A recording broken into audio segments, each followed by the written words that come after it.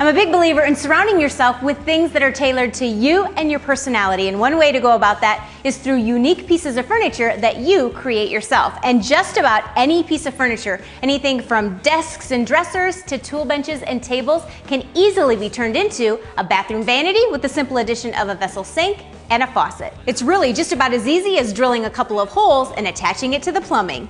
First thing to do is determine where you would like to place your sink and faucet by laying it out on the top. Check under the cabinet where the holes will be to make sure there will not be any obstructions and that you'll have ample room to secure the tailpiece for the sink and the faucet. Drill the hole for the sink first using a 1.5-inch hole saw or spade bit and secure the sink to the top. With the sink in place, check faucet placement and be sure to allow approximately a 1/2-inch gap between the rim of your sink and the faucet. Drill another hole to install the faucet and modify any drawers if needed. Your unique bathroom vanity is now ready to get hooked up to the plumbing.